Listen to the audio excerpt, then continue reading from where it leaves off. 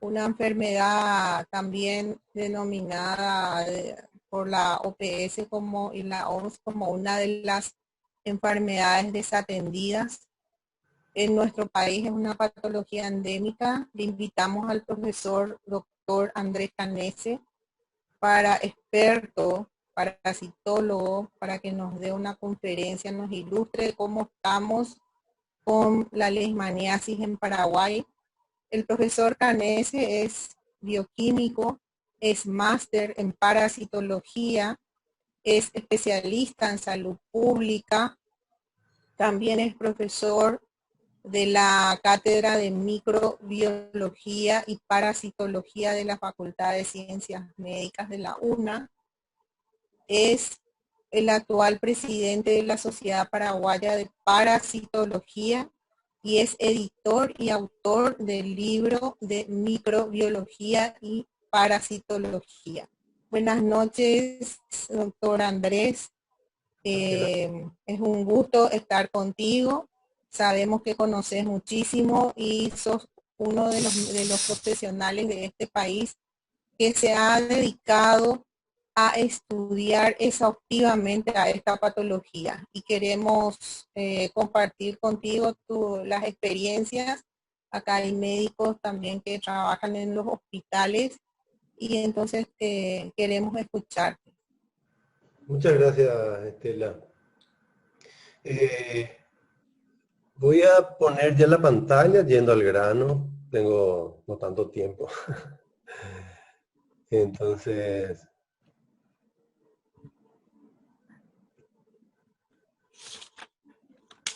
ahí ya empezamos. Vamos a ver.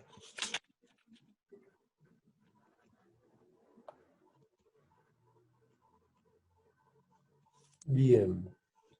Si por favor alguien me grita si se ve. Súper bien, doctor. Se ve bien, Andrés. Bien. Gracias.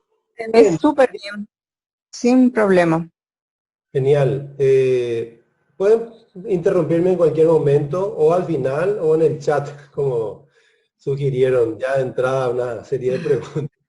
Doctor, al final te vamos a bombardear con las preguntas, así que puedes hacer toda la conferencia ahora y después te hacemos todas las preguntas al final. Genial. Dale. Bueno, y en el título ya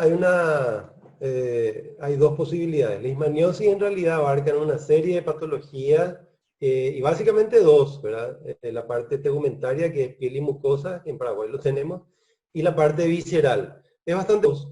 Leishmaniosis visceral está producida por Leishmania infantum. En realidad no es paraguaya ni es americana original, ¿verdad? Fue traída del viejo mundo por los conquistadores de América. Y la otra que tenemos en Paraguay, en cierta forma es sencillo, pero es una de las peores, ¿verdad? Que es Leishmania brasiliensis, que produce la leishmaniosis tegumentaria, que en realidad brasiliensis tiene una forma cutánea y después, años después, tiene la forma mucosa. El médico interno tiene que manejar ambas patologías, ¿verdad? Entonces voy a hablar de las dos. En América son zoonóticas, es decir, hay partes en el viejo mundo como Bangladesh, Nepal, que son antroponóticas. Incluso en Alepo, ahí donde se están peleando y matando todos, la leishmaniosis por Leishmania major o trópica, sobre todo la trópica es antroponótica, es decir, tiene como reservorios a las personas, pero en América no. En América son zoonóticas. Y ya directo al grano, Leishmania infantum tiene como reservorio principalmente, no único, al perro. Y Leishmania brasiliensis, hay una partida de animales selváticos, y ahí viene ya la diferencia. El perro es cercano al hombre y los animales selváticos son en la selva. Hay otra forma de transmitir, transplacentaria es anecdótica, transfusional también, no es una patología como Chagas transfusional, y también se puede transmitir ya lo describió Jorge Alvar en España, a través de la jeringuilla en usuarios intravenosos, de drogas intravenosos que tienen SIDA, y bueno, se transmiten también por la sangre, pero digamos que eso sería como un porcentaje bastante bajo de lo que es realmente la forma principal de transmisión, que es vectorial y es a través de flebótomo. Y acá hay una, como te adelantó Estela, la leishmaniosis, y no es la única, pero una de las más complicadas en ese sentido, es la catalogada como categoría 1, que significa que, no tanto así, ¿verdad? Pero sí como que está en expansión y no se puede controlar, no sabemos qué hacer. Acá están algunos datos, de leishmaniosis hay en muchísimos países, más casi 100 países en el mundo, de los más pobres. Digamos que en la India, para tomar ejemplo, que es un país similar en algunos aspectos a Paraguay, a Sudamérica, es mucho más frecuente, o sea, casi el 90% de las personas que tienen leishmaniosis visceral, que es Kala-Azar allá en la India, tiene menos de $2 por día de ingreso. Se calcula que hay alrededor de 500.000 personas por año y unas 50.000 muertas al año. Pero, y eso es muy importante porque es una enfermedad desatendida, hay un subregistro muy serio, ¿verdad?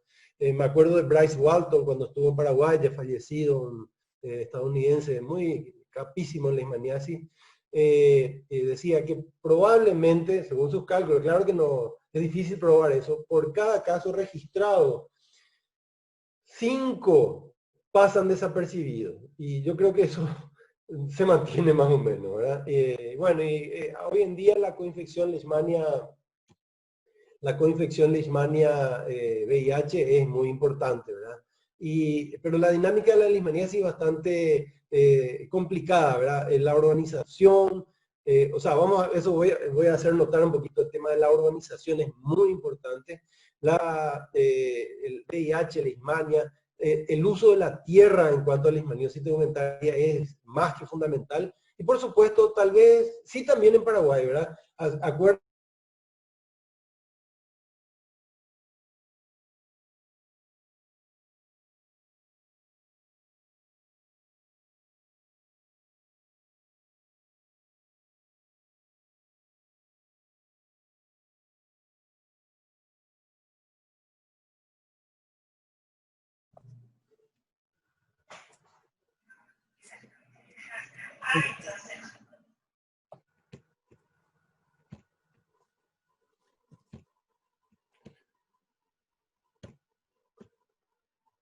¿Están viendo la presentación ahora? Sí, señor. Bueno, gracias. Bien, sí, esta diapositiva ya vieron. ¿No? No. Bueno, esto era lo de la India, entonces vamos a pasar a América. Ahí estamos, ok. Bueno, ok. Entonces acá en América, estas son las enfermedades desatendidas, de las cuales acá en anaranjado están las que sí se pueden eliminar, ¿verdad? Acá tenemos la enfermedad de Chagas, también tenemos a la filariosis, también tenemos a la cocercosis y a esquistosomiasis, que están en franco retroceso, y muchos de los países, entre ellos Paraguay, ha eliminado la transmisión de por triatoma infesta de Trypanosoma cruzi. Pero dentro de este color amarillito están las que no se sabe qué hacer y están en franca expansión, ¿verdad? Y ahí está la leishmaniosis, ¿verdad? Entonces, es una enfermedad que no sabemos cómo detenerla y es así, se está expandiendo. Bien, como reitero, hablé solo, la leishmaniosis en América y en Paraguay es una epizootia, ¿verdad? Es una enfermedad que se transmite entre animales ¿verdad? A través de los vectores. Cuando los seres humanos susceptibles entran a ese ciclo de transmisión, y esto es más entendible en Leishmania brasiliensis, en el ambiente selvático, donde tenemos que involucrarnos en ese ambiente de transmisión selvática para poder contagiarnos. En cambio, la leishmaniosis visceral, a pesar de que es una zoonosis, es una epizodia, principalmente en perros, hay otros reservorios también.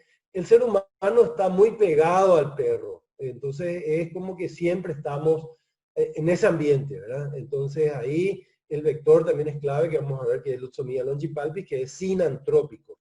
Bien, acá está el ciclo biológico, nada más que para recordar que es un flagelado, pero dentro de los flebótomos, en las personas y en los reservorios tiene la forma mastigote, que es un parásito intracelular obligado, no vive fuera de las células como Trypanosoma cruzi. Este es exclusivo intracelular y así como adquiere el flebótomo y finalmente se transforma en promastigote dentro de su tubo digestivo y cae de vuelta en la nueva picada y parasita al reservorio. Acá es muy importante entender estos dos pasos, por qué el ser humano no actúa bien como reservorio, y es por la forma de picar del flebótomo que adquiere mordiendo, no chupando como los mosquitos. Los flebótomos muerden, muerden, muerden, entonces los buenos reservorios, ahí está el perro, son los que tienen disposición del parásito en la piel, ¿no? Entonces ahí está la clave de ser un buen reservorio en este caso, lastimosamente. Este es un trabajo muy interesante que vamos a, nada más que les muestro, ya viejito, para clasificar Leishmania, que es bastante complejo, nos peleamos todos siempre, hasta hace un tiempo que aparecieron Lanson y Shaw, que dividieron a Leishmania en dos subgéneros. Tenemos el bloque que se denomina complejo brasiliense, agente de leishmaniosis cutáneo mucosa, y al bloque o subgénero Viania hoy en día, que producen distintos tipos de patología, básicamente cutáneo o visceral, ¿verdad? Acá entonces mucocutánea, que como que es muy distinta, hablando evolutivamente, Leishmania brasiliensis y del resto de las Leishmanias, ¿verdad?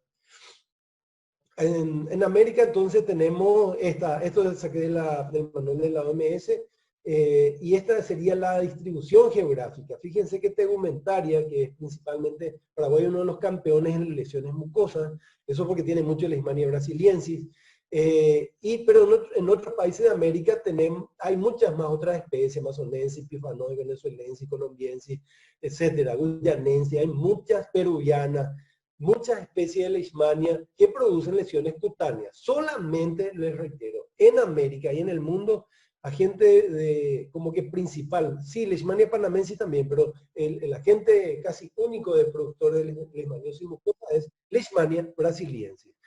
En cambio, acá tenemos el espectro, esto es, fíjense, casi coincide con la Amazonía. En Paraguay no está bien hecho el mapa, siempre le critico a la OMS, y les voy a mostrar ahora el mapa de Paraguay.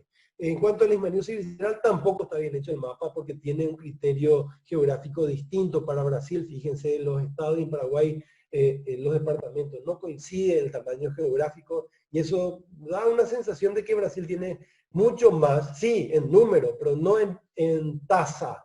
Entonces la tasa brasileña es muy similar a la tasa paraguaya, ¿verdad? En Paraguay tenemos menos habitantes, tenemos menos casos, pero no en cuanto a proporción. Y eso coincide, les voy a mostrar los mapas paraguayos, con la parte urbana. Entonces acá es selvático, eso es continental, por decir así, y paraguayo también, y acá es urbano, y eso también es continental, ¿verdad? No solamente en Paraguay. Los agentes, estos son trabajos que hicimos en el London School, con el doctor Orlando Dones, esto de simodema, y hemos caracterizado porque es una técnica, rompe esta técnica, pero es la única técnica hasta hoy en día, es antiquísima esta técnica, pero es la única que te dice qué especies hay. Ahora, después de mucho tiempo, el Instituto Osvaldo Cruz volvió a ofrecer los servicios de simodema. Esto se hizo en el London School, cuando Rolo estaba haciendo su doctorado ahí, ¿verdad? Lo anterior es parte del simodema de Leishmania infantum y esto es parte del simodema de Leishmania brasiliensis. Por eso nomás les estoy diciendo que hay dos especies. Puede haber más, es cierto. Hay algunos indicios de que puede haber Leishmania leison y otros, ¿verdad? Pero también hay cualquier verdura, perdón, hay cualquier, a veces publicaciones en Paraguay, algunas son de algunos japoneses, Nimori, que publicó con PCR. Y hay que tener mucho cuidado con los PCR, ¿verdad? De repente saca cualquier cosa y no es así cuestión de soplar y hacer botella. No coincide tampoco con la patología. Pero bueno, hasta ahora por lo menos mi consejo es mantener firmemente esas dos especies que coinciden con la clínica, con la epidemiología y con el pronóstico mismo, ¿no? Bueno, vamos a entrar un poco en la epidemiología de la leishmaniosis visceral y acá tenemos la casuística. Desde que empezamos a entender de los años, me acuerdo del primer caso de Elena Casamatsu, y nos costó ver y entender, cuando empezamos a entender, estos vaivenes o estos sube y bajas son un gobierno, otro gobierno, un gobierno, hay medicamentos, hay reactivos, no hay reactivos, y así el vaivén que hoy en día estamos en un descenso que a mí me preocupa bastante, muy grande y esto no está bien. La leishmaniosis visceral es una enfermedad muy ligada a la pobreza, a la desnutrición, a la inmunodepresión, cosa que yo no creo que se haya mejorado mucho de los años 2014, ¿verdad? Al contrario, en estos últimos tiempos, con la recesión económica mundial y paraguaya, yo creo que estamos peor, ¿verdad? Y eso está muy pegado, es difícil, tampoco podemos desligarnos de los receptores, ni de los flebótomos. Y entonces, ¿esto qué significa? Y significa que no estamos mirando bien para encontrar, ¿verdad? Eso es terrible y los pacientes se van y se mueren probablemente de leishmaniosis fuera de los hospitales. Estos son los mapas que se confeccionaron hasta el 2016, tengo los más actuales, siempre coincide la geografía de la leishmaniosis visceral con la urbe, con la mayor cantidad de población. Si vemos el detalle en esta diapositiva, que está un poquito más actualizado, que gentilmente me pasó el doctor Melgarejo, actual jefe del programa, fíjense los distritos que tienen mayor cantidad de reportes de casos registrados. Si bien está salpicado el Paraguay, hay que atender, de repente ahí puede haber una extrazona que pudo haber aparecido y tal vez no explica el contagio. El contagio, como ya les dije, tienen que darse los tres actores: vectores, reservorios y pacientes, personas susceptibles, ¿verdad? Y el clave en el leishmaniosis visceral es el vector, ¿verdad? Entonces el vector es prácticamente, como le decía, el perro de nuestro amigo y está todo el día con nosotros, ¿verdad? Pero donde hay vector, y es un vector muy urbano, de eso es categórico, lastimosamente, eso se da entonces en las urbes. Y varía un poquito cada año. En Guairá, acá no está señalado, pero en los años anteriores, Villarrica tiene muchísimos casos caninos, y si se busca vamos a encontrar humanos. En Encarnación también, no es toda Itapú, ahora es en las zonas urbanas de Encarnación, en algunas ciudades de Misiones. Ahora, sorprendentemente, ha aparecido en Coronel Oviedo, en Caguazú, también en la zona de Bellavista Norte. Y acá en Presidente Hayes no es que todo el distrito de Presidente Hayes, ¿verdad? Que es la capital, ¿verdad? No, son el barrio Cerrito o Benjamín Acebal, que están pegados a Asunción, que es casi como Asunción. Entonces, aquí se dan los casos donde hay ciudad.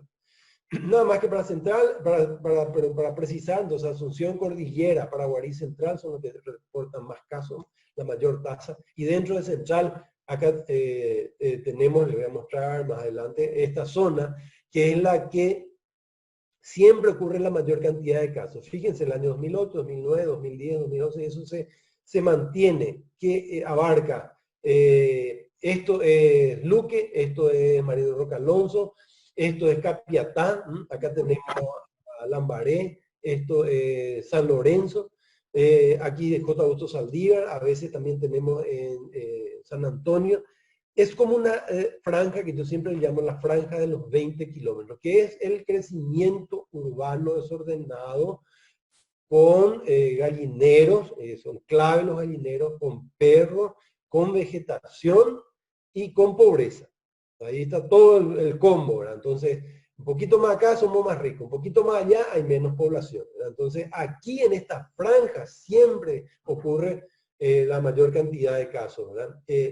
Y siempre estos son los casos humanos, siguen un patrón de rutas, caminos o poblaciones, lógicamente. Fíjense, acá pusimos las rutas y entonces siempre está muy relacionado con las poblaciones humanas, ¿verdad? Bien, otras características epidemiológicas, lógicamente, a pesar de que ustedes no son pediatras, pero bueno, la mayor cantidad de casos deberíamos esperar en niños, ¿verdad? Los adultos, sin embargo, sí pueden estar afectados. Hay algunos factores de riesgo muy importantes como la inmunodepresión. Es un parásito oportunista. Y también últimamente estábamos viendo muchos en personas, yo ya estoy por entrar ahí, en adultos mayores, ¿verdad? Mayores de 60 años. Entonces como que sube un poquito la curva por ya la edad, ¿verdad? Digamos que, ¿verdad? Pero acá entre medio, lógicamente, VIH-Sida, el tratamiento de esteroides, los lúpicos, y el alcoholismo también puede estar una de las consecuencias. Bien, acá nada más que para precisar la geografía, central, capital, cordillera y Paraguay es el 90% del registro de todos los casos de leishmaniasis visceral. Desde el año 2006 estamos registrando la coinfección, trabajamos muy bien con el programa de SIDA y hay muchos coinfectados, es un parásito oportunista y las recaídas son bastante frecuentes, lastimosamente, ¿verdad? Y con respecto al reservorio, acá nada más que algunos datos. En América exótica, el perro es el principal reservorio de Leishmania infantum. También el perro puede ser infectado por otra especie de Leishmania. Ahí eso es muy importante resaltar de que también puede ser parasitado por Leishmania brasiliensis, pero el perro no actúa bien como reservorio de Leishmania brasiliensis, sino que para mi gusto, para mi entender, sí es buen reservorio para Leishmania infantum, pero Leishmania brasiliensis es una víctima similarmente a lo que nos ocurre a nosotros, ¿verdad? Acá la infección por Leishmania infantum está muy extendida, existen pocos casos que no se registran en casos humanos, como ustedes saben, es una epizootia. Y los perros asintomáticos son y siguen siendo, y por más que tengan tratamiento, muy infectivo para el flebótomo porque el parásito no necesariamente lesiona la piel y está en la piel, ¿verdad? O sea, el flebótomo consigue fácilmente parásito de la piel de los perros por más que sean asintomáticos. Y más del 50% de los perros infectados son portadores asintomáticos. Con eso ya les digo todo el problema tremendo que pasa absolutamente inadvertido y es difícil de pillar, ¿verdad? Entonces, acá resumiendo, la costumbre de tener perros, otros animales domésticos, que fomenta dentro de la casa, fomenta la infección humana, puesto que los perros son reservorios y atraen a Lutzomia longipalpi, que es el vector. O sea que el combo completo. Acá nada más que para mostrar la patología del perro, es muy similar a la del humano, pero además desarrolla lesiones cutáneas llenas de amastigotes y que son como que buenos en ese sentido reservorio. Acá es un trabajo bastante viejo ya, pero un tercio de los perros está parasitado. Aquí es un trabajo que hicimos en Asunción. Fíjense en la cantidad, eso continúa igual. Y hasta el año 2012, siempre, si se fijan, año tras año de lo que había hecho el CAN, hoy no hace más. Es un tercio de los perros que están parasitados. Es bastante grande, ¿verdad? Acá les muestro los vectores, acá les muestro esto tiene 2 milímetros, eso no se ve casi. Y es, igual que los mosquitos, tiene un ciclo holometábulo, tiene huevo, larva, pupa, adulto, ¿verdad? En ese sentido es bastante complicado porque a diferencia de los mosquitos ponen los huevos en la tierra, en el humus, en el jardín, en la vegetación. Y eso es complicado. Este es el ambiente del flebótomo y se surte de las gallinas. Tiene un ciclo gonotrófico igual que los mosquitos y ellos chupan la sangre de las gallinas. La gallina no entra en el ciclo parasitario, pero sí acá ya hay un humano, ¿verdad? Y los perros. Esto es un trabajo que hicimos con el CENEPA. Esto es Lutzomia longipalpis, capturado en Lambaré. Hemos encontrado el Lutzomia longipalpis. Esto es viejo, pero siempre están ahí intradomicilio. Esto hicimos en Impané, San Lorenzo, Areguá, ¿verdad? El índice de infestación intradomiciliar es enorme, o sea que el riesgo de infección es enorme, no de padecimiento, acuérdense que es oportunista. Los flebótomos hay más en otoño y en primavera, no le gusta el invierno y el verano intenso. Acá tenemos la caracterización de los flebótomos. Lutzomia neibai, que es vector de Leishmania brasiliensis, lo cual preocupa un poco que podría venir por acá Leishmania brasiliensis, y Lutzomia longipalpis, que es vector de Leishmania infantum, que es sinantrópico, es decir, vive con nosotros. Un poco la epidemiología de la leishmaniasis tegumentaria es al revés que la visceral, está disminuyendo enormemente, cada vez menos. Estos son los últimos datos que me pasó el doctor Melgarejo. Fíjense que casi me caigo de espalda, ¿verdad? En el 2020, hasta la semana 24, 20 casos. No puse el del visceral. Hasta la semana 25, 2 casos. Eso quiere decir que todo el sistema de salud está colapsado por COVID. O sea, nadie mira otra patología, o poco se ve. Eso ya nosotros lo sabíamos hace buen tiempo con el dengue. Cuando hay dengue desaparecen los casos de leishmaniasis. Eso es así. Visceral sobre todo, ¿verdad? Bueno, este es el mapa de leishmaniosis tegumentaria. A diferencia de visceral, fíjense, hoy en día, y por eso me pareció muy interesante traer a colación, ¿dónde están ocurriendo la principal cantidad de casos? Y Boquerón. Boquerón, ¿y acaso no era la región oriental, la mata atlántica, qué sé yo? Sí, donde hay un resto de mata atlántica todavía hay casito, casito, casito, casito, casito, ¿verdad? Pero donde hay un contacto de desmatamiento, ¿verdad? De destrucción de los bosques y quienes lo destruyen. Ayer atendí a un paciente que es tractorista y está desmontando, ¿verdad? Y tiene una leishmaniosis. Entonces, la mayoría de los casos están viniendo de por acá, ¿verdad? Así es que se está mudando porque se mudan las costumbres humanas, ¿verdad? Paraguay es uno de los campeones de leishmaniosis mucosa, tiene uno de los más altos porcentajes de lesiones mucosas. Eso porque su especie productora de leishmaniosis tegumentaria es prácticamente Leishmania brasiliensis. Eso coincide, como le decía, coincide la epidemiología, coincide con la clínica. Y fíjense cómo va evolucionando a diferencia de Leishmania infantil, leishmaniosis visceral. A medida que pasan los años tenemos más cantidad de leishmaniosis tegumentaria, entre ellas más cantidad de leishmaniosis mucosa, porque lo que ocurre es que uno se contagia, tiene una úlcera que puede durar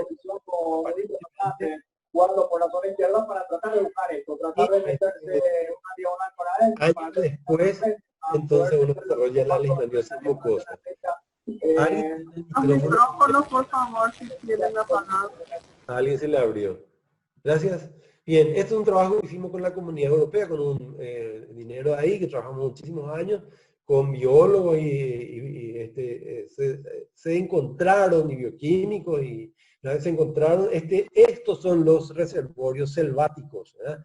Acodón, Didelphis, no solamente Didelphis, Albiventris, o Marsupialis, ¿verdad? Oligorizomis, Calomis laucha, ¿se acuerdan de hantavirosis? Bueno, también el género Calomis puede ser reservorio selvático de Leishmania brasiliensis. Estos son los vectores que pueden ser de Leishmania brasiliensis, de los cuales la leucemia intermedia es uno de los más complicados, porque hoy en día está clasificado como leucemia intermedia Neibai, ha cambiado.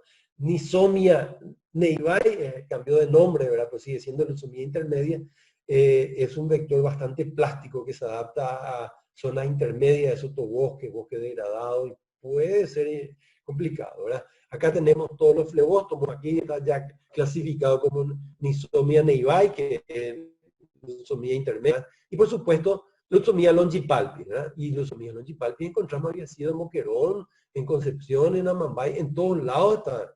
Entonces el riesgo que originalmente pensábamos que, si bien es cierto, se mantiene principalmente en la área capitalina, todo el país pues, está de nuevo salpicado por el contagio o la transmisión del Leishmania infantum, leishmaniasis visceral. O sea, cabe esperar que en todas las ciudades encontremos casos, que puede ocurrir, ¿verdad? Bien, entonces el medio ambiente es estas son las casas de los casos, que yo me fui personalmente a sacar fotografías. Este es uno de los que más me gusta, en el sentido que explica mejor todo. Tenemos la sombra, el mango, la tierra, porque el flebótomo pone los huevos, la tierra, el perro, la gallina y la pobreza. Entonces acá está todo, esto es el ambiente que permite la ocurrencia de casos de leishmaniosis visceral.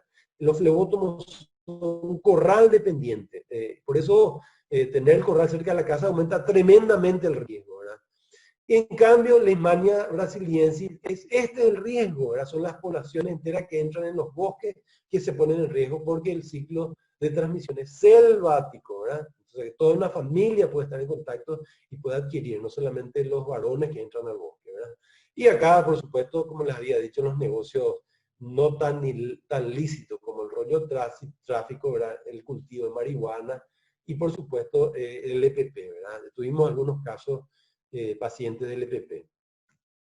Este es lo que sacó la OMS, que es el acuerdo mundial de subgénero versus geografía, que es el viejo mundo, nuevo mundo, y el tropismo, visceral, dermotrópico y mucotrópico, ¿verdad? Entonces, dentro del mucotrópico tenemos Leishmania brasiliensis en el nuevo mundo, y acá está Paraguay, ¿verdad? Y viscerotrópico tenemos Leishmania infantum, coste que, y debo admitir, aparece. No es una patología muy frecuente, en Paraguay ya la hemos descrito, Leishmania infantum como dermotrópica en algunas partes, y en otras partes de América también está descrito, sobre todo en Centroamérica, y en Paraguay ya lo tenemos, ¿verdad? Son casos no tan frecuentes, y cuestan hacer el diagnóstico, pues no son ulcerativas las lesiones dermotrópicas. Ya la Sociedad Paraguaya de Dermatología, el doctor Aldama ya me Alexa, pará un poco, hija. me llevó varias veces, y Alejandro B, que es de Centroamérica, también dio charlas muy interesantes sobre las lesiones dérmicas atípicas producidas por Leishmania infanto, ¿verdad? Una patología muy importante, pero sí puede confundir y cuesta, a veces puede llegar a ser importante, ¿verdad?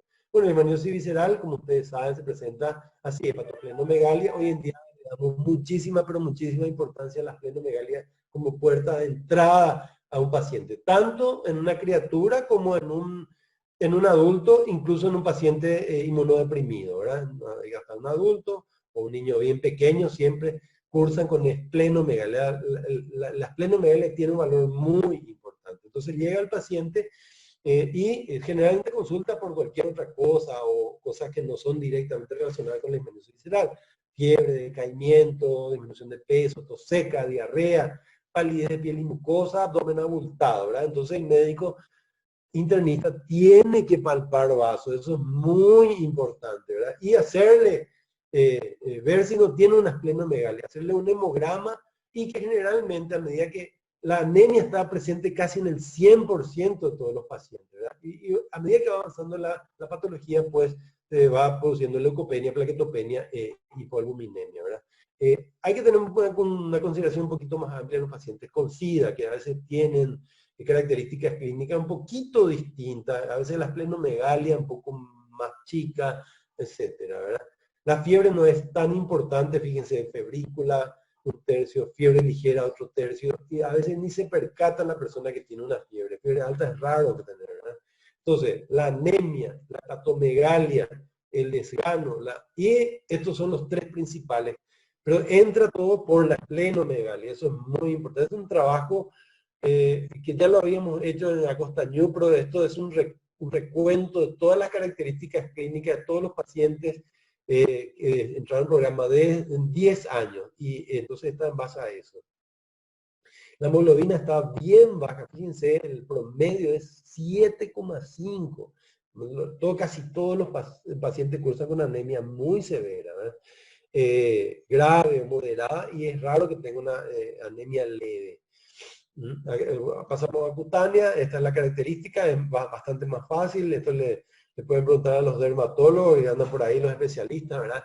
Es una úlcera, una llaga abierta, franca, a veces tiene una costra, y es donde ha picado el flebótomo y tiene un borde sobrelevado, indurado, como se dice, no duele, pero no es insensible como la lepra, ¿verdad? Y esto más o menos crece hasta este tamaño, después va cicatrizando lentamente, sin que haya una cura parasitológica, ¿verdad? Las personas que curan aparentemente en 1 año y medio o 2, sin tratamiento incluso, dejando una cicatriz muy evidente, a veces fea, y también los que hicieron un tratamiento irregular desarrollan después la leishmaniosis mucosa, ¿verdad? Como ustedes saben. Estas son otras presentaciones cutáneas, y después hay presentaciones cutáneas malignas, como en la diseminada. Tenemos varios casos registrados en Paraguay, y se debe al complejo brasiliense, y son personas con trastornos de la inmunidad celular, ¿verdad? Acá tenemos otro caso, puede ser congénito o adquirido. Este es un caso adquirido con VIH-Sida, tiene una leishmaniosis cutánea diseminada. Esta es una forma que se la vio en el Hospital Nacional, también con Aldama. Muy interesante caso, es leishmaniasis recidiva cutis, que es una ulceración que no cura. Esta úlcera tenía 14 años de evolución, y lastimosamente ha hecho recaídas. La persona no resuelve el problema ni parasitológico ni patológico, hace recaídas. Y por supuesto la forma mucosa, que es la forma maligna, años o décadas después, que generalmente es a través de la perforación de tabique nasal, y es muy importante hacer un buen diagnóstico en este caso. Ya hemos participado en algunas charlas clínicas o casos clínicos ahí en el Hospital Nacional de errores diagnósticos, ¿verdad? Acá, si bien ya el paciente puede estar curado, ha sufrido mutilaciones. Y en el diagnóstico laboratorial, entonces, en la leishmaniosis visceral, sugerimos siempre, porque si tiene buen retorno, la punción de médula ósea, y es así como se ve, tiene una sensibilidad muy alta realmente, más del 90%. Estos son trabajos de Enrique Costa, en Brasil, que realzó el valor de la punción de médula ósea, en una sensibilidad cercana al 95%, solo que lastimosamente hay que mirar cerca de una hora. Eso es un problema, ¿verdad? Para dar un negativo, pero bueno. Entonces en Paraguay yo medí mi sensibilidad y está alrededor del 92%, y por ahí está en buena sensibilidad. No así en leishmaniosis cutánea, y menos en mucosa. No lo digo yo, lo dice la Lauleta del Lindoso, que suele venir acá a Paraguay a dar charla en los congresos de infectos, y la sensibilidad de las lesiones cutáneas es tan baja como el 15%. O sea, yo ahí sugiero en las cutáneas, me adelanto un chiqui, hacer anatomía patológica, eso es categórico. En cuanto a serología, la leishmaniosis visceral, la prueba por el RK39 es la panacea hoy en día. Estos son los trabajos, estos metaanálisis que entran también en los trabajos de Sundar, que fue uno de los que más promovió este tipo de prueba, y es realmente muy buena el K39, ¿verdad? Y tiene una sensibilidad y una especificidad elevadísima, cerca del 95% los dos. Ahora hay que atender en los VIH la sensibilidad, puede llegar hasta, y en algunos otros trabajos que nosotros hicimos, hasta el 50% apenas de sensibilidad. Y también en niños pequeños puede llegar hasta el 80% de sensibilidad. Entonces hay que tener. Por eso recomendamos hacer punción de médula y K39. Sin embargo, serología por inmunofluorescencia, que es buena para ambas leishmaniosis, y la aglutinación directa, se usa lógicamente para tegumentaria, para cutánea. Lastimosamente hoy en día no contamos ya con el Montenegro, que es la prueba intradérmica, que es muy buena acompaña el diagnóstico para cutánea y mucosa, ¿verdad? Tiene muy alta sensibilidad y un valor predictivo positivo, perdón, negativo muy alto. Entonces, la recomendación diagnóstica, ¿qué hacer? Clínica, parasitología, PCR, intradermo, serología, bueno. En realidad el consejo es el mismo siempre, hace mucho tiempo. En la leishmaniosis visceral, en los casos clínicos, buscar parásitos y buscar anticuerpos. La intradermo en esos casos es negativa. Tanto en la mucosa como en la cutánea, los parásitos son muy escasos. Sí, en una anatomía patológica que puede ayudar también toda la parte de anatomía patológica, ¿verdad? Sin ver incluso el parásito, ¿verdad? Y los anticuerpos, poco, nada, un poquito más en mucosa, y lógicamente ayuda bastante la intradermal de Montenegro, que lastimosamente no la tenemos. La forma maligna, difusa y diseminada, vamos a ver muchos parásitos en las lesiones cutáneas. También debo aclarar que aquí las atípicas tienen una buena cantidad de parásitos y a veces ayuda, pero como les dije, son casos raros. Y ahí la intradermal reacción de Montenegro es negativa. Tratamiento. Tratamiento, hay dos drogas hasta hoy en día, lastimosamente, tanto los antimoniales pentavalentes, que el principal es glucantime, y el que tiene Paraguay, y la fotericina B, que ojalá en algún momento se desuse, ¿verdad? O sea, ya no se use más la fotericina B, desoxicolato, y se use el ambisome. Yo les cuento que es bien barata por el fondo rotatorio de OMS, eso es categórico, es demasiado poco tóxica, ya no es más cara, y es muy amigable con el tratamiento, ¿verdad? Así que, si bien la mortalidad se ven a otras causas, ya no más, porque tanto los antimoniales como la fotericina son muy tóxicos y producen muerte. Eso les puedo dar fe. El ambisome no es poco tóxico. Las muertes pueden ocurrir por otros motivos, ¿verdad? La mortalidad, la letalidad dentro de la patología es complicada, una patología que el paciente viene jugado, porque tiene anémico, leucopénico, plaquetopénico, hipoalbuminémico, y además hay que internarlo. O sea, ahí los bichos intrahospitalarios, esa bacteria que son resistentes a todos los antibióticos, se le agarran, ¿verdad? Entonces la mortalidad hay que manejarla, es complicada realmente. Y si se usan drogas como anfotericina de desoxicolato, la hipopotasemia, la hipocalemia y la hipomagnesemia, mira, es terrible. Yo no le deseo al clínico, es terrible, no da gusto. Bueno, acá están algunos criterios que está en el manual de leishmaniosis que está en la página web del ministerio para considerar grave un caso de leishmaniosis visceral. Y esto está todavía lastimosamente, ¿verdad? para dar anfotericina B liposomal. Hoy en día todos deberían entrar ya en la anfotericina B liposomal. Bien, ya terminando el control, si hay un caso se rocía, ya no más, les cuento, se rociaba, se hacía la serología de los perros y se sacrificaba a los perros. Hoy en día ya no se hace más, en serio les digo. Entonces estamos bastante dejaditos en cuanto a todo el leishmaniosis, ¿verdad? Y a nivel mundial es complicado porque nadie sabe qué hacer. No hay conceptos científicos estandarizados de qué hacer para disminuir la expansión de la leishmaniosis. Y les debo decir, y esto es, claro, todas las patologías tienen muchos conflictos de interés. Los antibióticos, socorro, he leído cada artículo. No es fácil atajar la resistencia de los microorganismos a los antibióticos. Y acá la leishmaniosis no es la excepción. Es terrible el conflicto de interés. Impresionante como distorsionalidad de las publicaciones, entre comillas, científicas que hacen las compañías. Entonces no hay uniformidad en nada, ¿verdad? Entonces no estamos viendo en ninguna parte. Triste de decirlo, pero hay que decirlo. Bueno, y en los 20 años que ya en la recta final, pido disculpas porque me extendí un poco, ¿verdad? Que sí, deberíamos de encontrar muchos casos de leishmaniosis visceral y ahora están disminuyendo. No es porque funciona el programa de leishmaniosis, al contrario, es porque no está funcionando. En la medida que encontremos más casos, pues yo voy a estar más tranquilo, ¿verdad? Porque quiere decir que tuvieron la oportunidad de diagnosticarse y tratarse. La leishmaniosis visceral está relacionada con la pobreza. Yo siempre rescato, y ahora en un foro de médicos voy a señalar, acá puse en mayúscula, ¿verdad? El fenómeno del accidente. En la medida que el programa de leishmaniosis va y da charla y sigue al paciente y la asiste, yo sé cómo funciona, ¿verdad?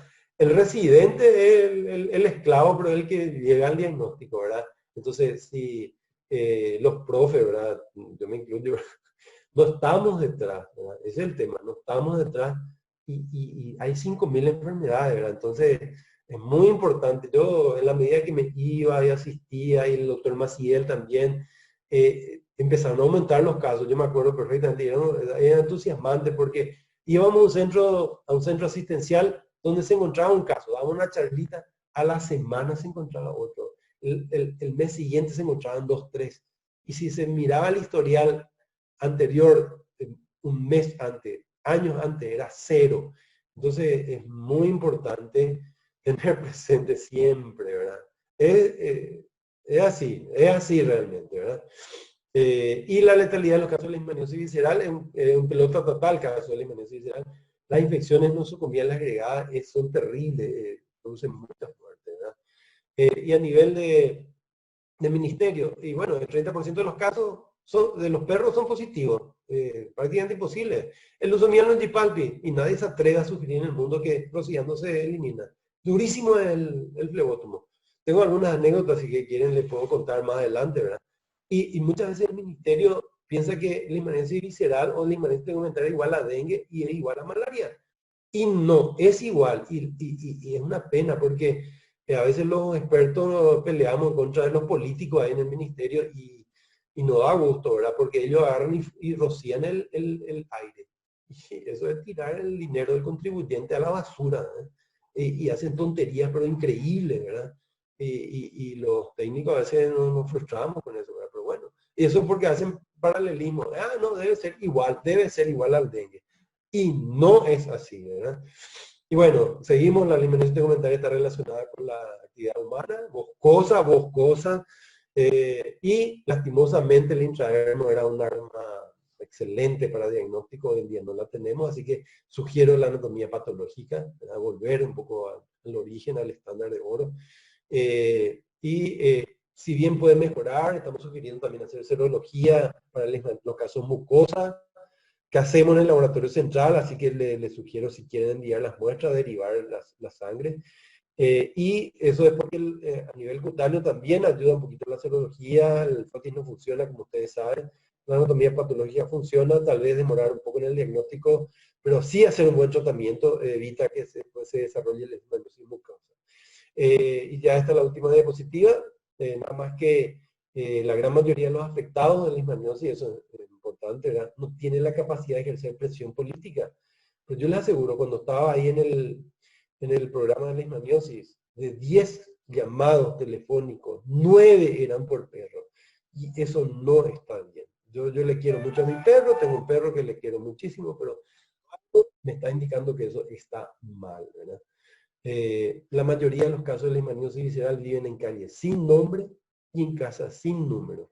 La gente del CAN que tenía que ir a buscar a los perros cuando se hacía, ahora no se hace, Me retaba porque en mi croquis no entendían. Pero es así, no tiene nombre su calle ni número su casa. Y cuesta llegar. Entonces hay un subregistro enorme, porque si no se registra la vida de las personas, no se registra con la vida de todas las personas de Paraguay, y menos la muerte. Entonces, y esta última frase la pongo para evitar las estupideces, perdón. Con ustedes tengo mucha confianza, por eso hablo así coloquialmente, ¿verdad? Pero ahí vi tanta estupidez a nivel internacional, ¿verdad? Sobre todo vacunas, medicamentos, etcétera, para perros, para humanos. Hay que realizar siempre, y es una lástima, hasta ahora no hay mucho, ¿verdad?, que hacer, basada en la evidencia. Bueno, y con esto termino. Acá está el doctor Maciel, ya no está más en el programa. Ahí. Estas son niñas Paita y Terá, son las hermanas de un caso que fuimos a ver allá, en Bellavista Norte. Esta es una niña que consultó hacia San Estanislao, muy lindo sus ojos, no tenía leishmaniosis, me encantaron sus ojos. Y esta es una niña que estaba en el vertedero de Encarnación, tampoco tenía leishmaniosis, una chica que me impactó la fotografía por la pobreza de Ule, vive en Ule. Bueno, acá estoy, ya voy a dejar de hablar, ya Tucuma, pido disculpas por lo largo, ya vuelvo a la pantalla, estoy atento a las preguntas. Recién vas a hablar, doctor. Gracias, Andrés. Doctora Eliam, no sé si querés leer alguna pregunta del auditorio. Bueno, le mando un mensaje al auditorio que empiecen a escribir más. La primera, pues, uno piensa en la leishmaniasis igual que en la hanseníasis. Dice, excelente exposición, excelente charla. Y hay una pregunta en concreto, otra pregunta en concreto también. ¿Cuál sería el mecanismo por el cual el tan solo contacto con el parásito genera respuesta inmunológica? Mi pregunta es, porque aquello que dice que si no hay clínica, no se recomienda realizar la serología por cuanto esta prueba pudiera ser positiva y no haber enfermedad. Bueno, doctora, voy a ir respondiendo a poco porque... Sí, voy a repetir nomás. Bueno, vamos por parte. Acá dice la primera pregunta, por lo menos estoy leyendo en el chat, que es la que leíste primero. Uno rara vez piensa en la leishmaniasis igual que la hanseníasis. La forma de la lesión es bastante distinta. Digamos que por mi experiencia, como yo le decía a Gloria Mendoza, que era nuestro paño de lágrimas, hasta ahora sigue siendo, y el doctor Celías, con todas las patologías de piel, le enviamos todas las patologías de piel porque no tienen un peso partido por la mitad de los pacientes con leishmaniosis tegumentaria. Ya rara vez yo le decía a ella, yo soy el dermatólogo del programa, le decía, ¿verdad? No, pero es broma, por supuesto, ¿verdad? Pero lo que me cupo aprender, poco nos confundíamos, se confunde el hanseníasis con leishmaniosis, ¿verdad? Por lo menos la leishmaniosis, así como usted la figura, básicamente tiene una lesión característica cutánea. Y la mucosa también, ¿verdad? Si bien es cierto, a nivel de mucosa se parece un poco más, tiene un patrón bien característico. El que tiene experiencia enseguida se da cuenta que puede ser probablemente. Lógicamente no es 100%, ¿verdad? En mucosa se confunde con hanseníasis, es cierto, ¿verdad? Pero tiene esas características que son lesiones anestésicas, del mal de Hansen, ¿verdad? En leishmaniosis no. Eso ayuda bastante, ¿verdad? Y aparte la forma de la lesión. En casos de duda, lógicamente la anatomía patológica yo siempre recomiendo es lo indicado, ¿verdad? Las pruebas diagnósticas en el caso de tegumentaria ayudan. Incluso la intradermorreacción es una prueba indirecta, nada más que revela inmunidad celular, ¿no?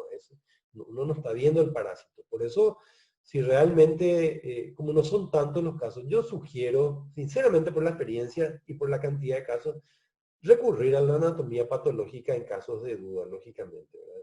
No sé si respondo a esa pregunta. ¿A otra pregunta? Profe, no sé si quiere que le lea, ¿sabe? O va a leer en el chat.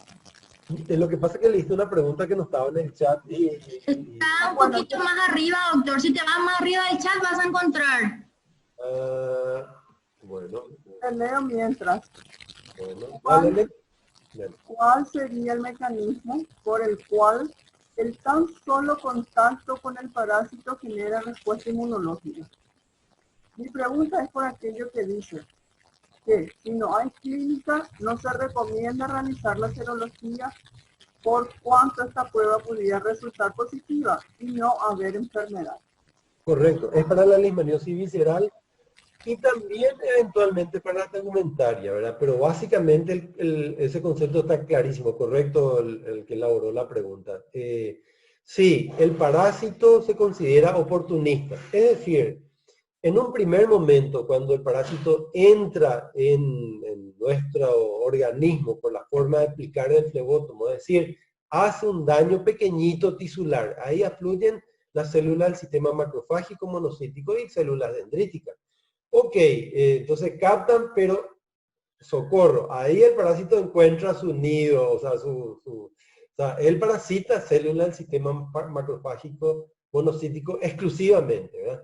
Solo que, lógicamente, el inmunocompetente en ese primer instante todavía no tiene desarrollada la respuesta tipo TH1. Es decir, al comienzo hay una respuesta imprecisa, tipo TH0, intermedia entre TH1, TH2, y el parásito se desarrolla, ¿verdad? Y eso produce finalmente en el inmunocompetente una inmunidad tipo TH1 con interferón gamma y interleuquina 2, interleuquina 12, que hacen activar a los macrófagos, que finalmente es lo que mata, ¿verdad? Lógicamente afluyen también células asesinas como natural killer, células NKT y por supuesto linfocitos T citotóxicos, que en el caso de la leishmaniosis tegumentaria tal vez complica un poco, ¿verdad? Porque hacen un daño tisular también en un granuloma, sobre todo en la mucosa, ¿verdad? Pero en la visceral te cura, o sea, ni siquiera te pudiste haber dado cuenta y tener una inmunidad competente, pero, como dice perfectamente la pregunta, puedes tener una serología positiva que es transitoria. En algunos casos que nosotros le hicimos un seguimiento natural, dura más o menos 6 meses, un año, puede durar hasta 2 años, sin tener ninguna manifestación clínica. La persona puede ser cero convertida, o sea, tener anticuerpos positivos contra el Leishmaniasis, pero chiche bombón, él no va a tener ninguna patología. No, por eso no amerita al comienzo en algunos casos. Nosotros hacíamos en forma, yo le hablo en los años 90, hacíamos en forma casi como masiva la serología y nos encontramos de repente con casos asintomáticos. ¿Y qué haces? Decía Chore. Bueno, y ahí aprendimos de que no hay que hacer la serología. La clínica es la que gobierna. Por eso vuelvo a poner énfasis muy importante para el clínico, la clínica. ¿Y qué? La esplenomegalia. O sea, eso es la puerta de entrada para sospechar fuertemente, es la esplenomegalia. No sé si... Excelente, doctor, quedó claro. Al menos la doctora nos puede ampliar su pregunta si usted considera que hay algo más. De la parte de la doctora Fátima Gómez, doctor, dice, ¿qué hacemos los reservorios?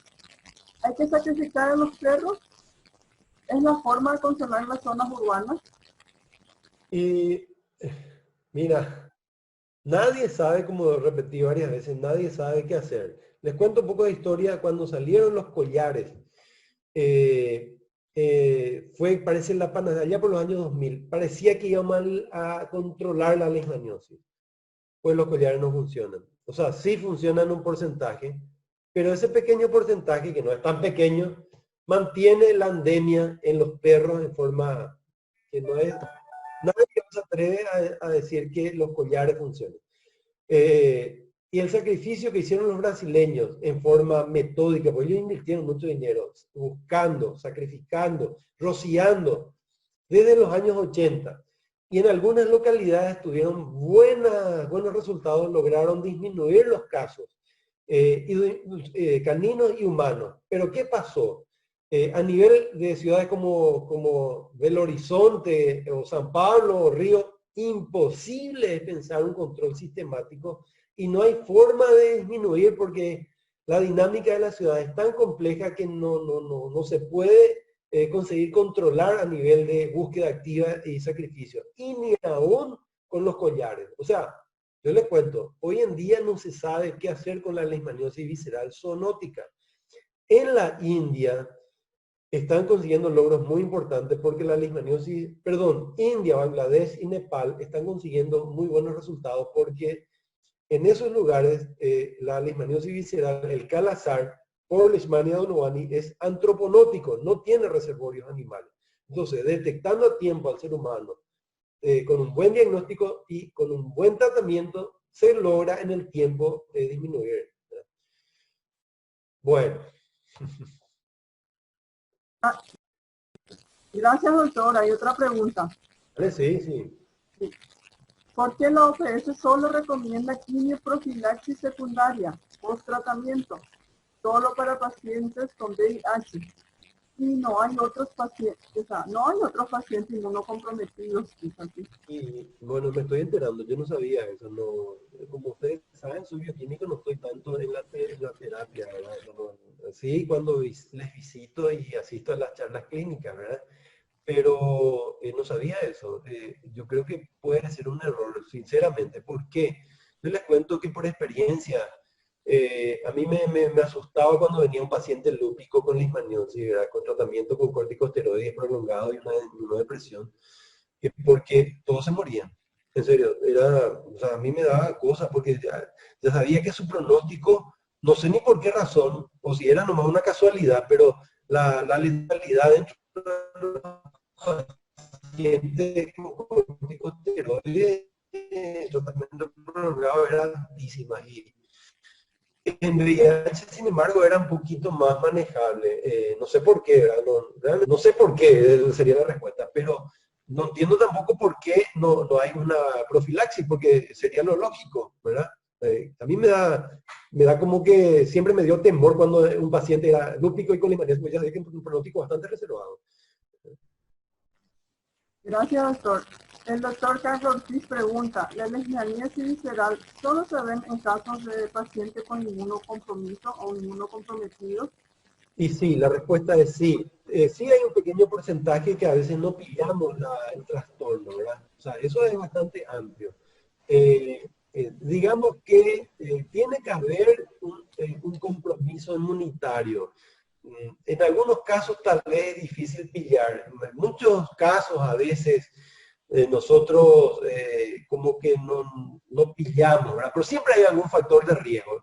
De todos los casos, la mayoría son niños menores de 1 año que no son precisamente inmunodeprimidos, pero sí son niños que todavía no han desarrollado su sistema inmunitario a cabalidad, ¿verdad?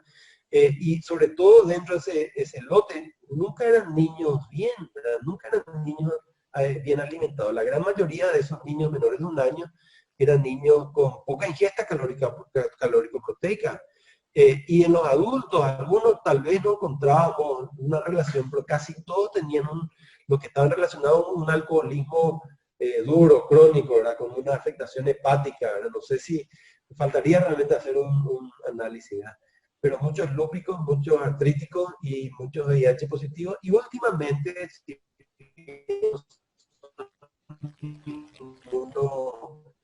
suprimidos, son inmunocomprometidos actualmente, años de un incremento, ¿verdad? Entonces, se esperaría que un inmunocompetente, así, legal, por decir así, ya apagué mi cámara, no sé por qué apagué, perdón, no me estaba viendo, ¿verdad? Bueno, pues me estaba escuchando.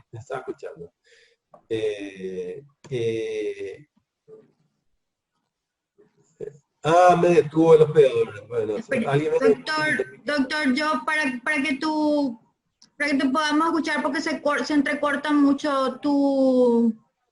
Bueno. Solo por eso, señor. Dale, vale, bueno. Dale, tranqui. Entonces, como reiterando un poco, de un inmunocompetente uno no esperaría que tenga una leishmaniosis, ¿no? No esperaría. Gracias, doctor. Hay una pregunta de parte de la doctora Verónica Taboada. En la leishmaniasis visceral, ¿cómo se sospecha si el paciente es asplénico? ¿Hay algún indicador que nos pueda orientar al diagnóstico?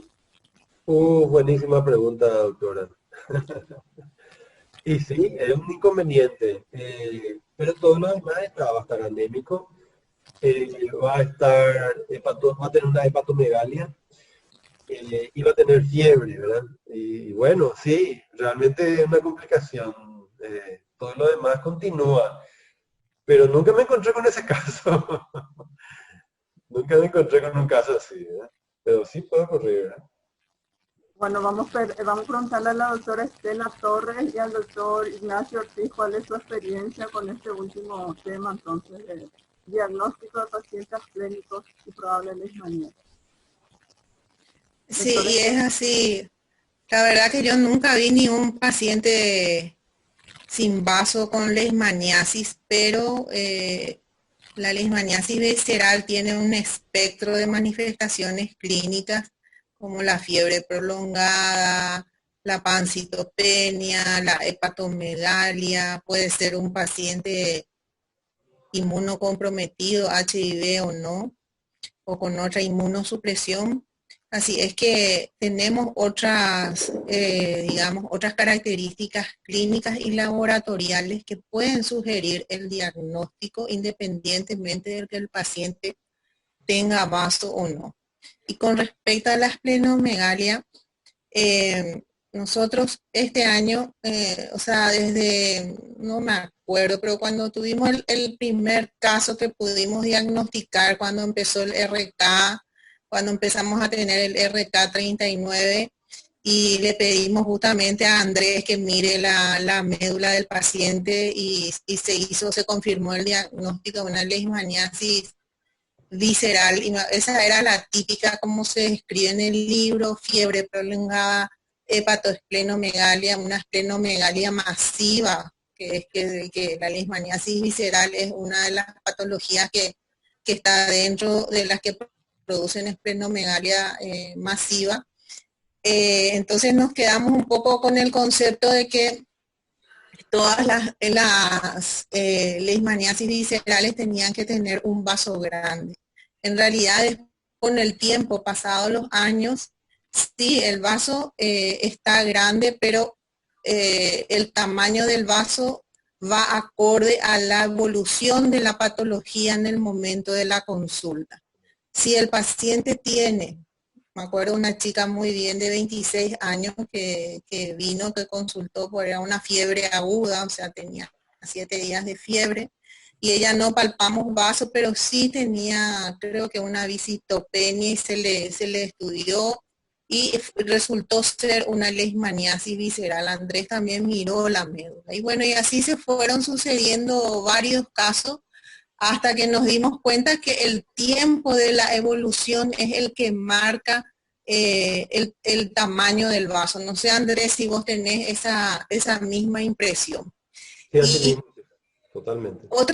otro punto, y quiero comentar con Andrés que dijo que la leishmaniosis se está reportando menos, y realmente cuando estuve estudiando leishmaniasis en estos últimos tiempos, justamente para el curso virtual, me llamó la atención que en el boletín de epidemiológico del ministerio, desde el 2018 hasta la semana 33, que es el último, o hacia el último, no sé, es el que tengo, hay pocos casos de reportados de leishmaniasis visceral.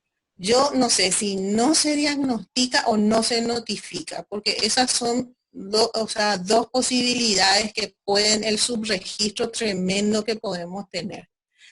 La visceral dice este año solo 8 casos y la tegumentaria 30, o sea, y si uno mira los años atrás es terrible, o sea, yo dije, bueno, le estamos eliminando a la leishmaniosis, no tenemos más, y hoy le escucho al doctor Andrés Canese, que yo creo que ha de ser el investigador que más investigó sobre leishmania, y me encuentro con esta tremenda noticia que todos escuchamos. Entonces, no diagnosticamos o no notificamos. Es así de simple. El otro punto que quería compartir, yo ya no estoy en la asistencia en el Hospital Nacional, pero sí me entero de algunos casos, y este año tuvimos 2 casos de leishmaniasis visceral Uno de los casos era un paciente con HIV y con COVID. O sea que se internó por su leishmaniasis visceral y estando internado desarrolla una infección respiratoria que resultó ser un COVID. Y bueno, esos son los pacientes que tenemos. Yo creo que así como dice el doctor Canese, hay que pensar en leishmaniasis visceral para poder hacer el diagnóstico. Y con respecto a las leishmaniasis mucocutáneas, la experiencia que tenemos nosotros tenemos un departamento un servicio de dermatología bastante bien organizado. Y las veces que hemos visto leishmaniasis mucocutáneas, que son las que nos envían a nosotros, son aquellas leishmaniasis mucocutáneas que no responde a los antimoniales o que presentan los efectos colaterales de los antimoniales y que se tiene que hacer anfotericina B. Que realmente la anfotericina B es demasiado, como dijo el doctor Canese, tiene muchos efectos colaterales y el paciente tiene que resistir toda la carga que tiene que recibir para poder curarse o por lo menos llegar a una mejor, digamos, resultado de la enfermedad. Y le quiero preguntar a Andrés, la miltefosina para la leishmaniasis visceral o la mucocutánea, que quiero escuchar una opinión tuya con respecto a eso, porque estuve leyendo un artículo donde ya le eliminaron a los antimoniales y le ponen a la miltefosina y a la anfotericina liposomal como de primera línea. Me gustaría conocer tu opinión. Sí, en realidad la miltefosina cuando salió hace ya unos buenos años, casi 20 años, parecía una gran droga. Y probamos en muchos pacientes, vino acá a Paraguay, casi 20 años ya, visceral y tegumentaria, y tiene mucho mejor respuesta en tegumentaria, ¿verdad? Lo que pasa es que en tegumentaria es difícil y no hay ensayos clínicos buenos. Cura, y como ustedes saben, la cutánea cura sola, ¿verdad? Y sí, aparentemente la forma cutánea miltefosina cura y rápidamente, ¿verdad? O sea, que funciona el medicamento, porque el paciente también es inmunocompetente generalmente, ¿verdad? Entonces hay una mejor respuesta clínica. En la mucosa he leído también que hay en miltefosina una buena experiencia en Bolivia, aparentemente, ¿verdad? Pero en visceral, todos los pequeños ensayos con miltefosina. Entonces la miltefosina, después empezamos a leer y a darnos cuenta de que fue quitada mundialmente. Empezaron a ver los reportes de la fácil resistencia que crea el parásito a la miltefosina en tratamientos solos, ¿verdad? Y se empezó a usar en forma combinada. Yo le hablo de eso hace unos 10 años más o menos, ¿verdad? Y que está todavía dentro de los esquemas terapéuticos de tratamiento combinado con antimoniales o con paramomicina o con otros medicamentos, pero sola no se recomienda más, ¿verdad? Incluso a tal punto que ya estaba como que en desuso, porque se le dio mucho más énfasis, yo estoy de acuerdo con eso, también a la anfotericina B liposomal. Yo creo que debería ser la droga de elección, de primera elección, ¿verdad? Y creo que está haciendo propuestas ya, no sé si hay una oficialización de eso, ¿verdad? Pero debería ser, porque primero que no hay resistencia a la anfotericina B hasta ahora constatada por lo menos, y es poco tóxica, o sea, la anfotericina B en su forma liposomal es poco tóxica. Eventualmente hay muchos ensayos no estandarizados con otros medicamentos, como les voy a decir, todavía no autorizados, y entre ellos paramomicina, miltefosina y combinación, alopurinol incluso entró y qué sé yo, ¿verdad? Pero de lo que hoy en día queda de todo eso. Y solamente 2, los antimoniales todavía funcionan y bien, ¿verdad? Si bien tienen un efecto adverso severo en adultos, sobre todo hay que tener mucho cuidado de la cardiotoxicidad, todavía sigue los antimoniales pentavalentes vigentes, ¿verdad? Y la anfotericina B en sus 2 presentaciones, ¿verdad? Todavía también, ¿verdad? Pero, como les dije, ojalá que se opte ya por la presentación liposomal. Y después, lastimosamente, la miltefosina sola no funciona, ¿verdad? Y tal vez combinada podría ser, ¿verdad? Pero, bueno. Andrés, me gustaría un comentario sobre la leishmaniasis visceral, donde en la médula no se ven los amastigotes, que tuvimos 2 o 3 casos y justamente contigo estuvimos interconsultando. No sé si te acordás. Sí. Entonces, ¿cómo es que cómo es el punto? Tenemos el RK positivo, tenemos la clínica, pero no podemos confirmar porque no se ven los amastigotes en la médula. ¿Algún comentario sobre eso? Sí, es muy importante, gracias Estela. Nosotros le damos, o sea, yo particularmente por mi experiencia también, mucha importancia a la clínica. Si el paciente viene con una clínica sugerente, hay casos complicados, debo admitir, pero si viene con una clínica sugerente, evidente, ¿verdad? Donde estamos dudando tal vez con un proceso leucémico, o estamos dudando con qué sé yo, una brucelosis, o no sé qué puede dar otra clínica parecida, o síndrome de Gaucher, o no sé. Ok, pero si tiene una clínica más una serología positiva, la probabilidad de que esa prueba serológica sea falsa es bastante escasa dentro de ese grupo de pacientes con clínica. Yo no digo en el común de la gente asintomática, por eso ya no lo hacemos, ¿verdad? Pero si nosotros si circunscribimos a esos pacientes sospechosos con esplenomegalia, el valor del RK39 es altísimo realmente. ¿Por qué les reitero eso? Porque la visualización de los parásitos en médula ósea no es 100%. Nosotros, sobre todo en el que es, entre comillas, más inmunocompetente, es más difícil ver los parásitos, ¿verdad? Es mucho más fácil en los VIH, en los inmunodeprimidos francos, en los niños pequeños, ¿verdad?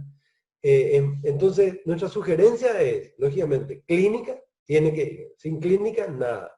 Y una vez que se sospecha, hacer las 2 cosas, tanto médula como RK39.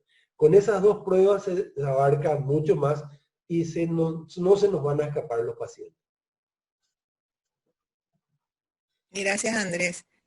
Doctora Desiree Almirón, ¿tenés algo que compartir con nosotros? La doctora Almirón es infectóloga, es internista y está en el Hospital Nacional y en el IMT. Buenas noches, Desiree, te escuchamos. ¿Qué tal, doctora? Muchas gracias. La verdad que compartimos muchos casos con el doctor Canese ya anteriormente. Y así como el doctor dijo, el curso, la evolución y las manifestaciones clínicas de la leishmaniasis visceral es sobre todo muy distinta y muy atípica e inespecífica en los pacientes portadores de HIV. Por eso generalmente lo que acaba de mencionar sí va para algunos pacientes, o sea, la mayoría de los pacientes inmunocompetentes, pero en HIV hay otros parámetros que podemos mirar como para hacer el planteamiento de diagnóstico de leishmaniasis visceral. Ahí la coinfección de HIV y leishmaniasis visceral está bastante estudiada y hay una premisa que dice que en estos pacientes sí, cuando se hace el diagnóstico de leishmaniasis visceral hay que investigar HIV y viceversa, cuando se hace el diagnóstico de HIV, investigar, aunque no tenga clínica, una serología de leishmaniasis visceral, porque en estos pacientes que si bien no tiene una sintomatología clínica clásica, sí al tener la confirmación diagnóstica es inmediato el tratamiento y posteriormente en ellos sí hacer una quimioprofilaxis secundaria. En ellos, en este grupo bastante especial de pacientes, digo especial porque el curso es muy tortuoso, muy dificultoso porque hacen muchas recaídas que está también claramente estudiado los factores predisponentes o predictores de recaída que hacen que el curso del tratamiento sea muy largo. En el Instituto de Medicina Tropical tenemos el consultorio Hospital Día, donde los pacientes con HIV hacen su tratamiento de profilaxis secundaria con anfotericina y muchos están 1 año, 2 años, 3 años hasta que llegan a repuntar el CD4. Yo hace rato había preguntado lo de la OMS porque creo que en el manual hace la acotación de quimioprofilaxis secundaria solo para HIV, pero no para pacientes inmunosuprimidos. Tal vez yo esté equivocado, por eso fue mi consulta, voy a revisar. Pero hasta donde yo entendía solo para HIV, que es el parámetro del recuento de linfocitos TCD4 para hacer la continuidad o el seguimiento de la quimioprofilaxis secundaria. Y otra consulta, ya que estoy aprovechando, cuando hay un planteamiento clínico, una postura, un diagnóstico presuntivo de leishmaniasis visceral, y tenemos solamente la evaluación clínica, ¿verdad?, sin otros laboratorios sugerentes, entonces recurrimos a la punción de médula. En esta punción de médula, ¿usted cree, doctor, que podemos pedir ya directamente, como la observación directa es el gol estándar, aprovechamos y pedimos también el PCR en pacientes inmunosuprimidos, ya que la punción de médula es un método cruento, ¿verdad? Entonces no podemos estar punzando y repunzando a los pacientes. Entonces, en pacientes suprimidos, en quienes tenemos alta sospecha clínica de leishmaniasis visceral, ¿usted cree que ya deberíamos pedir también el PCR?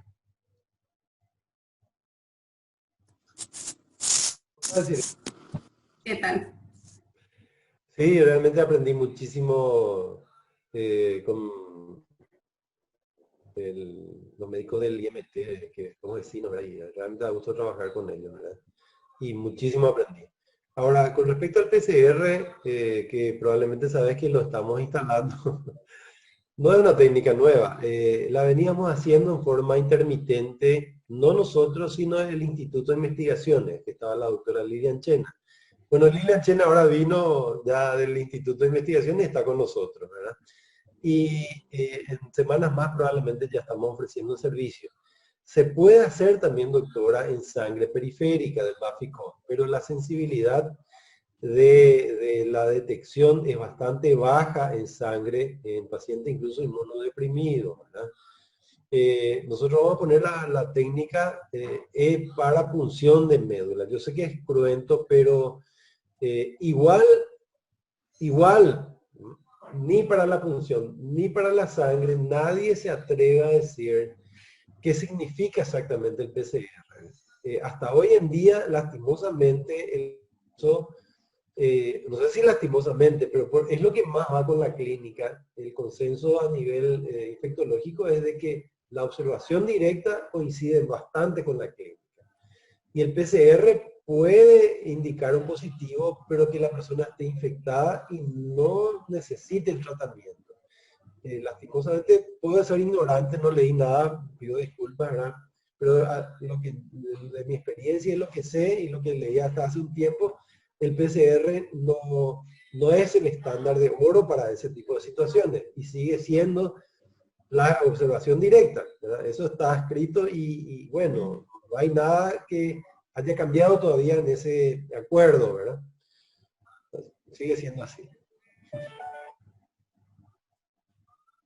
Yo consulto porque cuando se hace el seguimiento, sobre todo de quimioprofilaxis secundaria, muchos de los estudios, o sea, la evidencia científica refleja que el seguimiento se hace comparativamente con observación directa y con PCR. La observación directa prácticamente negativiza muy rápido al tratamiento, pero el PCR persiste en el tiempo, y hablo de PCR en médula ósea, no en sangre periférica, el PCR en médula ósea, y quisimos hacer ya un trabajo, pero es imposible. Nuestra gente no se le puede pedir repunción de médula cada mes o cada 3 meses, ¿verdad? No se puede hacer. Por eso la PCR persiste, pero la observación directa rápidamente negativiza, ¿verdad? A eso también apuntaba, ¿verdad? Lastimosamente no tenemos para hacer en nuestro medio.